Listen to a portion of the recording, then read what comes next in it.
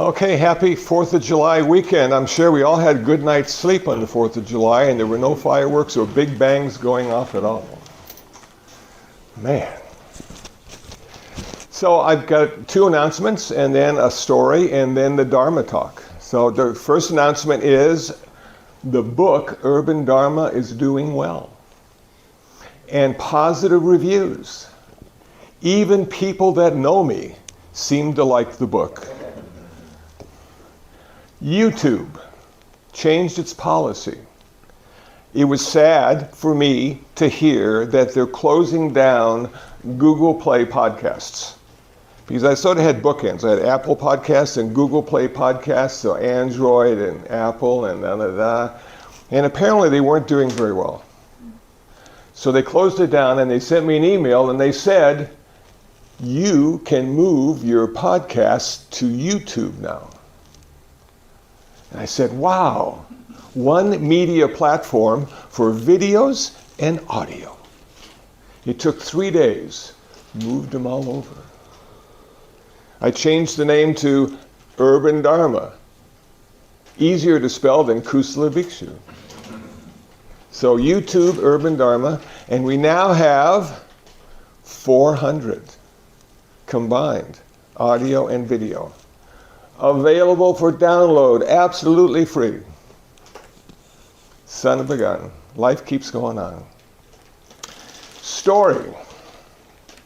The Buddha and Ananda were traveling, and they saw a river, and they saw a little ferry boat would hold a couple people. And Ananda said, how much does a ferry cost? And the driver said, 5 cents. 5 cents a piece. The Buddha said, pay him, Ananda.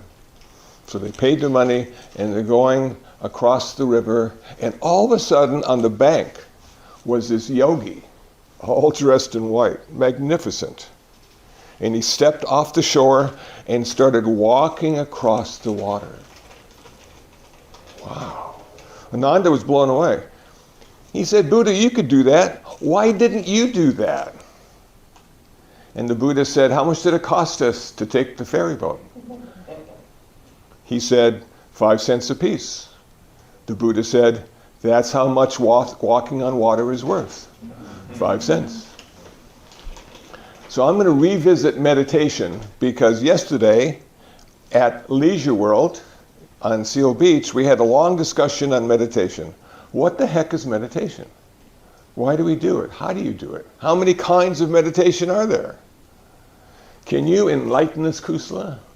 I said, no, I don't speak in a profound way, but I can give you some basic information. They said, that's good enough. 2 kinds of Buddhist meditation. Samatha meditation, tranquility, and vipassana meditation, insight.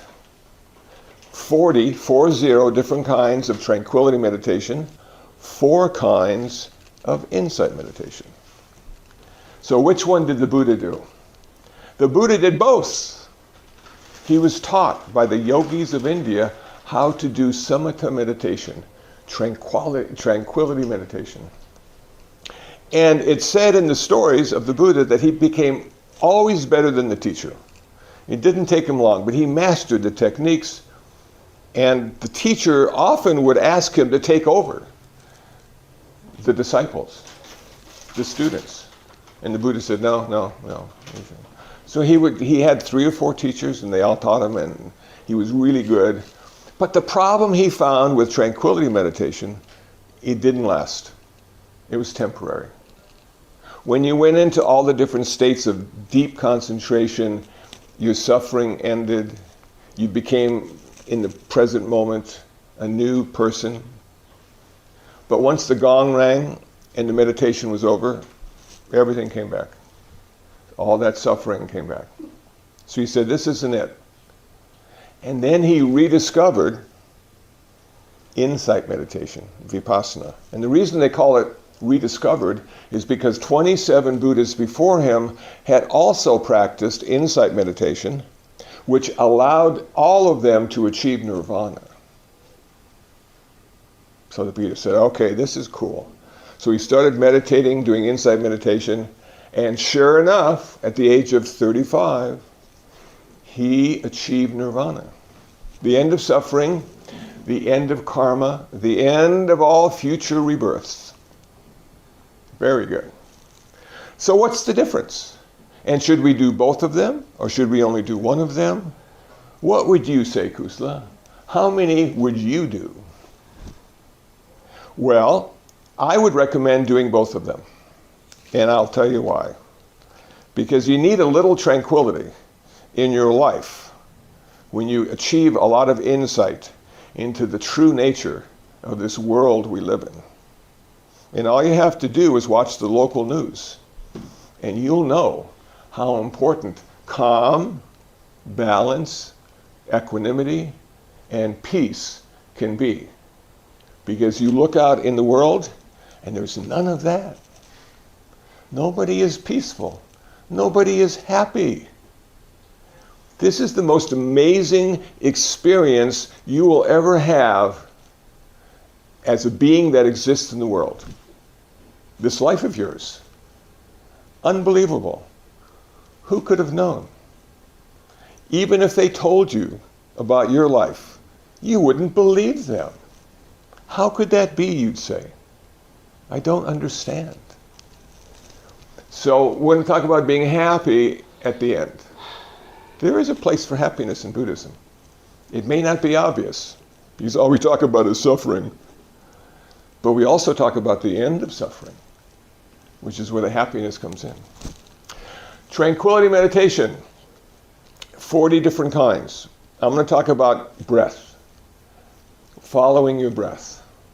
You want to be a sentry. You want to stand outside your nostril, the consciousness that you have. And you want to observe the breath going out and the breath coming in. And you don't want to think about long breath or short breath or good breath or bad breath. You just want to focus in on the sensation of breath. And why is that? Because sensation always happens right now in this present moment. And I'm sure when you were a kid, your parents might have told you, you know how you can tell if what you're experiencing is true? Pinch yourself. If you can feel the pinch, that means it's true and real, because it's happening in the present moment. So the sensation of breath happens in the present moment as well. And this is sustained concentration. And you bring your consciousness to the tip of your nose, and 5 characteristics arise.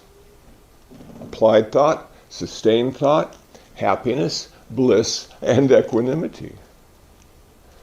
Now, think of a wild horse that you want to break and be able to ride eventually. And you get the lasso and you go out there and you lasso the horse, and he would buck and he'd try to run away and he'd try to kick you, and you held on, really held on. And if you did it long enough, he would just sort of calm down. And you could actually take the rope off of him and he'd stand right there. He wouldn't even run away. You broke him. Okay, so we want to break our consciousness from going away, because it gets bored really easy. It's not going to be excited about following the sensation of breath. The beginning and the end is exactly the same. There's no story there.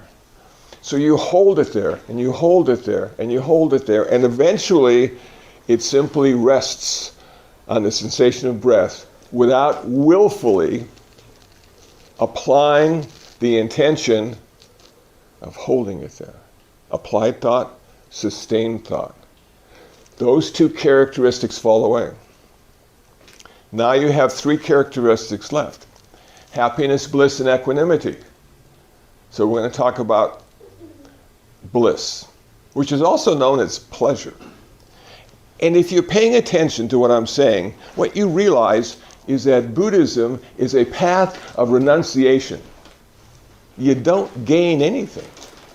You get rid of all the stuff that prevents you from being in nirvana or being in enlightenment. Oftentimes the Zen masters will say, you're already there.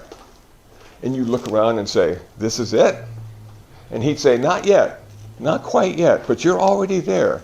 You just don't know it. It's like us today. saying, I wish I was in Los Angeles. And somebody would come up and say, didn't you look at the map? You are. And you'd say, no, this doesn't feel like Los Angeles. But it is. And enlightenment and nirvana are. So now we're going to have to deal with bliss or pleasure. Because pleasure gets in the way. And we don't want it to get in the way.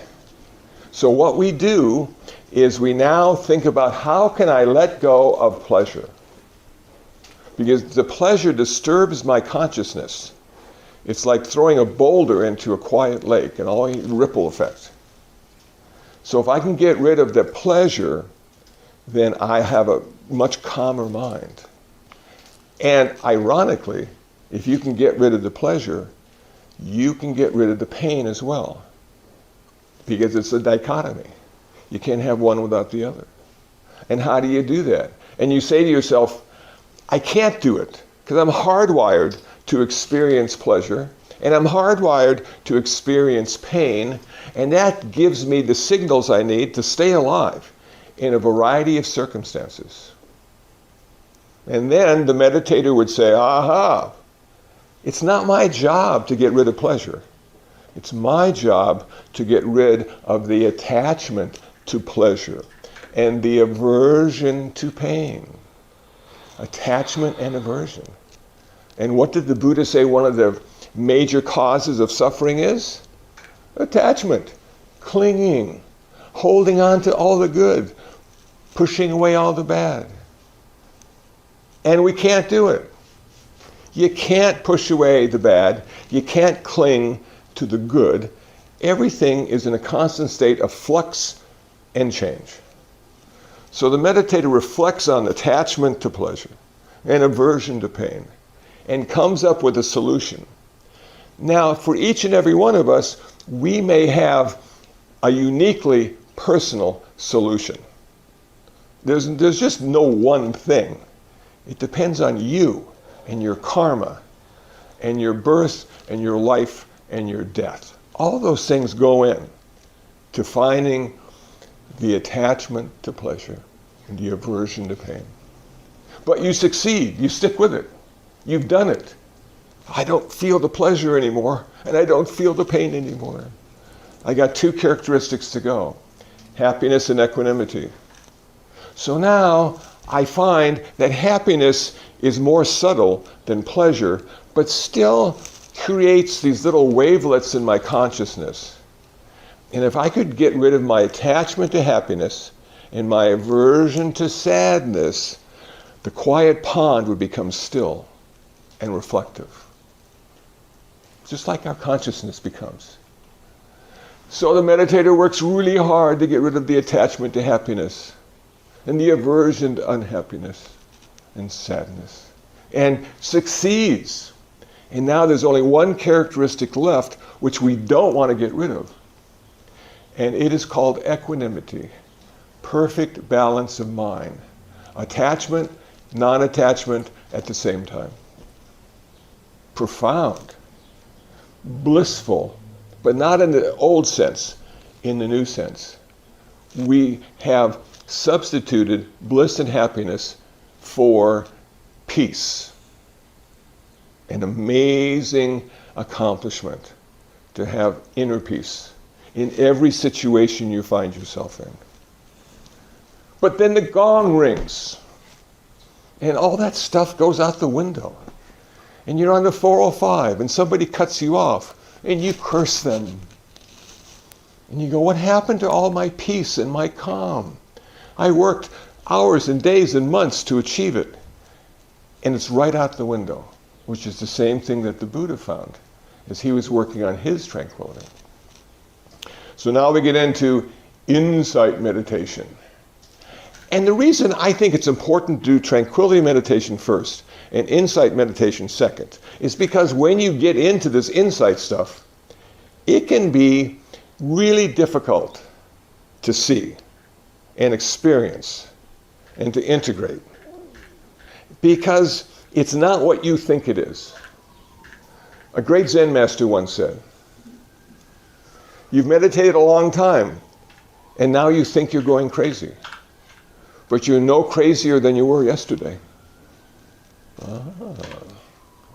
So you're going to be looking at the world in a much different way now, after you get through this insight meditation. It's 4 kinds of insight meditation: mindfulness of the body, mindfulness of sensations, mindfulness of the mind, mindfulness of mental objects. So I'm going to talk about sensation and body. Okay, mindfulness of the body. Oftentimes it's just being aware of the posture that you are holding in that present moment. Are you sitting? I'm mindful of sitting. That's it. We don't go good sitting, bad sitting, long sitting, short sitting. I'm sitting. I stand up. I'm standing. That's it. We're noting. I'm walking. That's it. I'm lying down. That's it. Mindfulness of body posture. And every time you do that, what's happening? You're coming back to the present moment experience of your life.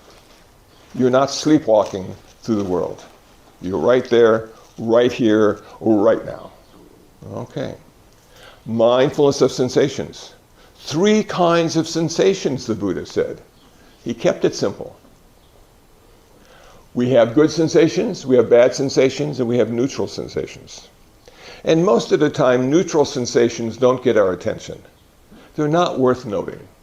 In fact, even they're almost invisible.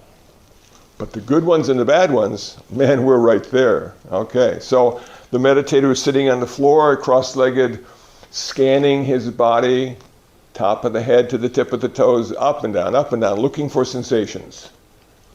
Thousands of them, hundreds of them, tens of them, many sensations. It depends how much time you want to spend. So you're scanning and all of a sudden it stops at the knee. Oh, my knee hurts. I shouldn't have done that marathon yesterday. Man. Okay, sensation, good, bad, or neutral? Bad sensation. Noted. Continue scanning. Okay. Man, that elbow, I hit the wall yesterday. Man, that really hurts. Okay. Pleasant, unpleasant, neutral, unpleasant. Wow.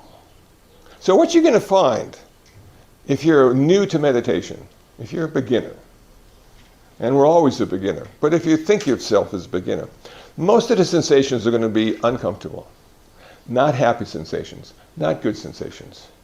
This is the physical pain. And it doesn't have to be great pain. It could just be little teeny pains that we struggle with every day. And as we get older, more and more seem to arise. What happened to my body? Why does it hurt all the time now? I'm only 81. What the hell? Wait till you're 82, man. You'll find even more. Okay. So you're going, and then the meditator hangs in there, and all of a sudden starts to have pleasant sensations. Oh, I have a tingling on the back of my spine. Wow, chakra. Man, releasing this spiritual energy. Man. Okay, pleasant, unpleasant, neutral, pleasant. I want to go back there again. I like that one. So the meditator tries to replicate the situation, the conditions necessary to go back to that really pleasant sensation. Never happens. Can't do it, man. I don't care how long you try to duplicate all those factors. They're always different. Always different. What does that tell you? It tells you that it's always the first time. There's no second time. It's always the first time. Everything you do, everything you say, everything you think, it's never the first time. Wow, what a bummer. Okay. So you continue to scan and continue to scan, and now you have a couple pleasant and a couple unpleasant, and now the job of the meditator is to go in a deep state of reflection, rumination, and seek out the 3 aspects of Buddhist wisdom. Number 1, first aspect, life is ultimately unsatisfactory. What a bummer. Who could have devised that? Where did they find that? Personal experience, man. The Buddha, it was an empirical perspective. He didn't study philosophy. He studied his life. He studied his experience firsthand. He came to the conclusion that life is ultimately unsatisfactory. When he went through the city with his charioteer Chana, what did he see? First thing he saw was this really sick guy. And then he saw this really old guy. And then he saw this really dead guy. If that doesn't turn your head, I don't know what does. But then he continued through the streets of the city and he saw this really holy guy, all dressed in white, calm, collected, peaceful, radiant. Man. Siddhartha Gautama, soon to be the Buddha, said, that's what I want to be. I want to be one of those guys. Okay. And he made it too. So, the first aspect of Buddhist wisdom is that life is ultimately unsatisfactory, but not always unsatisfactory. There are plenty of good times. There are plenty of sensations. There are plenty of parties to go to and cars to drive and movies to see. All that stuff's there too. But the problem with that is the second aspect of Buddhist wisdom, which is impermanence. That everything changes. All this good stuff we experience today, it always changes. Even Disneyland has to close. They won't let you live there. The happiest place on earth, man. Okay, so now we're seeing, okay, yeah, I got it now. Ultimate reality is that life is ultimately unsatisfactory for human beings as well as all creatures. But we can do something about it. Impermanence, constant state of flux and change. Everything is always that way. No, it never stays the same very long, sometimes just moment to moment. There was a politician that was asked the question, are you the same person you were 4 years ago? And the politician said, yes, I am. And from the Buddhist perspective, well, we might disagree. Now we come to the third aspect of Buddhist wisdom, the most difficult to understand. The third aspect of Buddhist wisdom is you are not who you think you are. Now I know when you got up today, you probably washed up and looked in the mirror and combed your hair. I know I did. And then that reflection was you. And you recognized yourself because you'd seen it many times before. And you'll see it many more times in the future. But what is that? Okay, that is an illusion that was placed there. Starting with your parents who said, don't do this, and don't do that, and don't do this, and don't do that. And your little body said, who are they talking to? I don't exist in that way. Don't do this, and don't do that. Oh, no. And then your mom says, I'm mom. So you're looking out, and now you recognize mom became a person, a separate entity for the first time. Until then, mom and you were just connected. And now mom is over here, and you're over there. And sooner or later, dad comes into the picture, and he's over there, and we're all separate, and all unique, and all scared to hell. And you go, wow, okay, yeah, I get it now. And that's a chair over there, and I'm not the chair. And that's a door, and I'm not the door. And these are my shoes, and I'm not a shoe. I am unique and separate. And that's why I have this underlying feeling of dissatisfaction, because I've been kicked out of the universe. The universe doesn't allow me in again in the same way it did when I was just a little small baby. And the universe and me were exactly the same thing, but no longer. And then we go to school for 18 years, and they teach us how to be us, and we get a career, and that forces us to be a certain way. You know? And then we might get married. And then that person who you lived with your whole life, you have now become a father, a husband, a person no longer separate. And there's mom and wife and a person no longer separate. But we form this, we've been unified in the wonderful marriage that we all strive for. And then you go, wow, I was this, and now I'm this, and now I have to do this, and I got to be this, and I got to be so many different people all the time. Who am I really now? And you're just a process going on. Man, you're just a process going on. And once in a while you're this, and once in a while you're that, but that's all you, but it's never just one thing. It's all the things you've ever been collected in this sort of ever-changing reality that you call you. Wow. No wonder we want to sleep a lot. It's just so difficult to be all those people all the time. But we are not the self. There is no self. It's an illusion. It was created so we could exist because we needed to be separate from the environment. The environment will kill you if you're not separate from it. You know? You ever heard of a widowmaker? Yeah. What a trip that is. People love the forest. I'm a little scared of the forest. I'd much rather walk on cement and asphalt.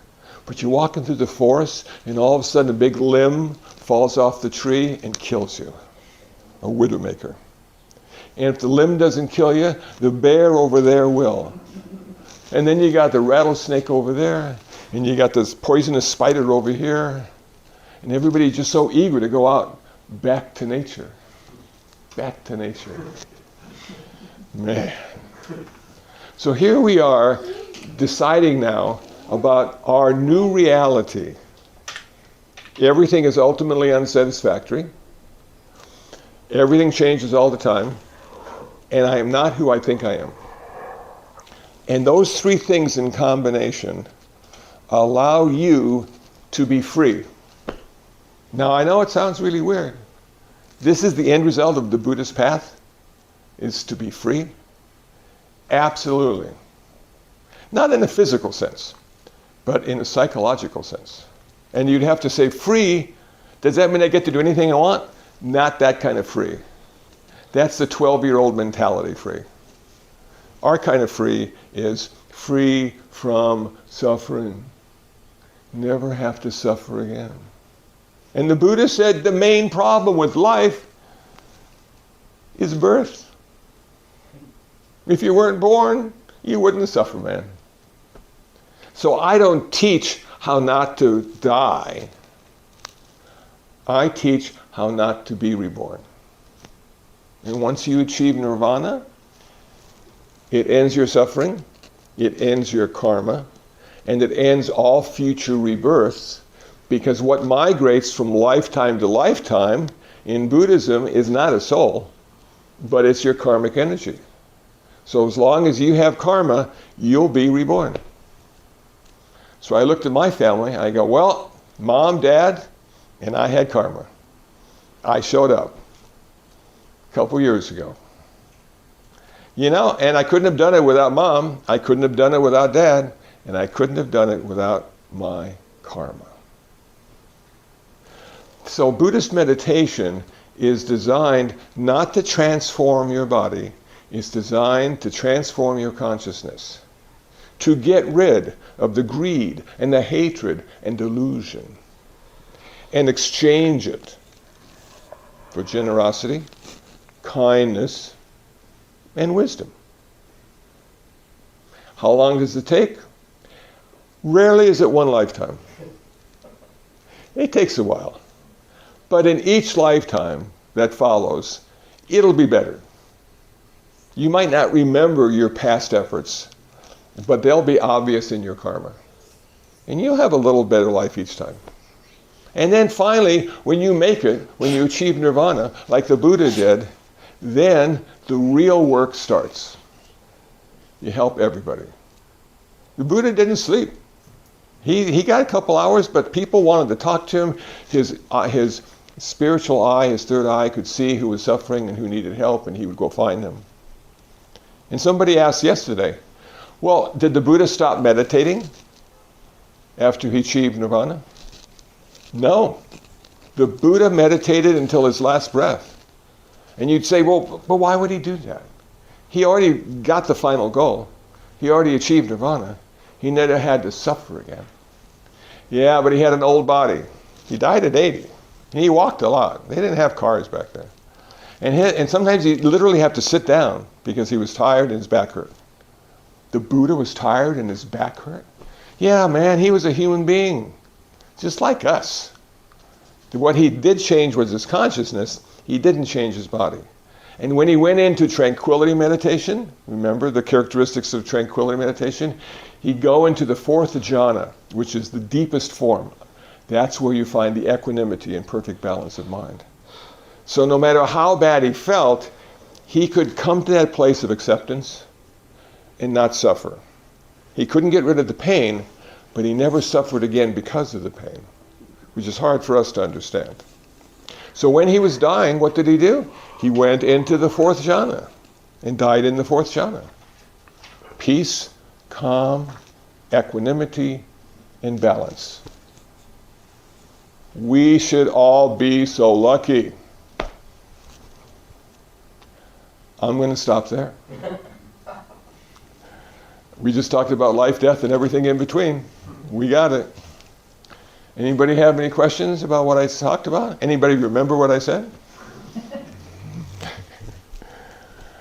Okay. All the smiling faces, they're all happy. I'm still attached to dukkha. You're still attached to? You mentioned dealing with life, the person to deal with is the unsatisfactory, the habitual, unsatisfactory experience of life. Yeah. So how do we handle dukkha better? How do we handle what? Dukkha. Dukkha. Thanks. See, you're talking soft and I can't hear very well. Okay, That's a bad combination. Well, dukkha, the idea is to get rid of the conditions that cause dukkha. Okay, and that's what meditation does. And when you talk about suffering or dukkha, it has no color, and it has no form, and it has no size, and it has no taste, and it has no smell. And yet you ask somebody, can you see suffering? And they say, yeah, everywhere. Look at all these people. What you're seeing is a person's response to suffering. You see what I'm saying? That you can't separate the suffering from the person because the person is reacting to the suffering. You see the reaction. You don't see the suffering. You don't see dukkha.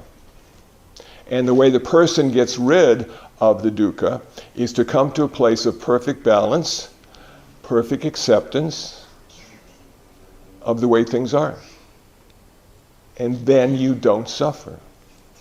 So, having said that, everybody's going to go, well, how can you accept the way things are? It's terrible out there. And the deal is, yeah, it is terrible out there. And you're a Buddhist. And you see somebody who's suffering because they're hungry, you get them something to eat. Okay. But you do it with peace and calm and clarity. You know? You're not trying to save the world. You're just trying to reduce a little suffering. And you found somebody. And if you want to practice, all you got to do is go outside. Walk down the street. Thousands of people out there suffering. You don't want to suffer along with them. You don't want to suffer because of them. You want to have that inner peace and tranquility. So I'll tell you a good way to start, Steve, is when next time you use a vending machine, leave the change behind, man. Don't take it out of the change slot.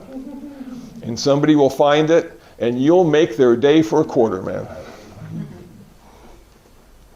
Ending suffering, one vending machine at a time.